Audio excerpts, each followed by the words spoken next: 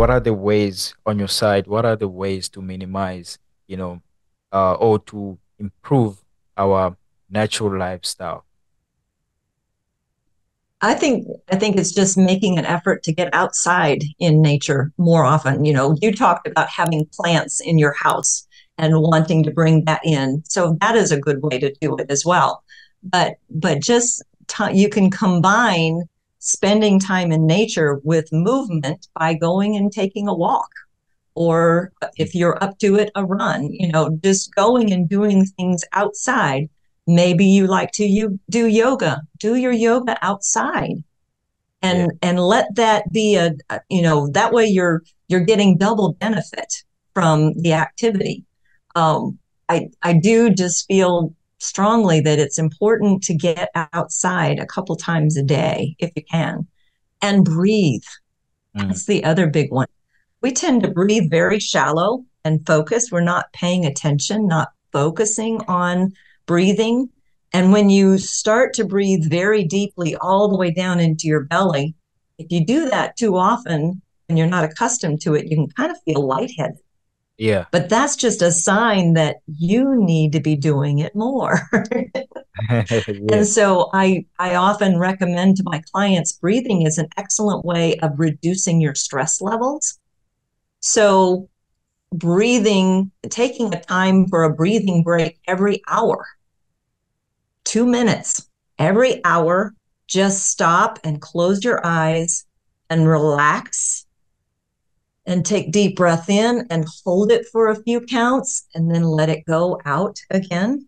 And then you can do it again. There's different breathing patterns you can use Yeah. to calm your body and relax you. But too often we just get in a go, go, go, go, go pattern of life.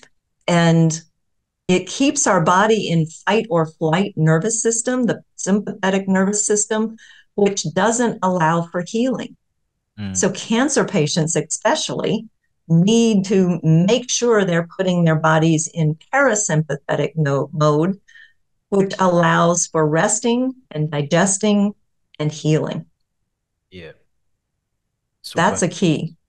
Even the concept of eating food and digesting has to be done in the parasympathetic mode, because if you're in the fight or flight mode, your body is looking for where do you have to run from, what's the next battle you have, and it automatically sets your system to shut down reproduction and digestion in favor of functioning lungs and heart and muscles and eyes for the battle.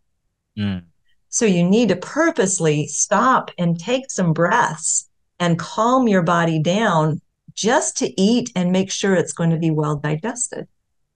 If you're eating on the run on your way to the next big thing, your body's not really using digestive enzymes and bile and all the things that it uses to break your food down because it's not been excreted when you're in fight or flight mode. mm. That is very interesting. Even myself, I never thought of it that way actually.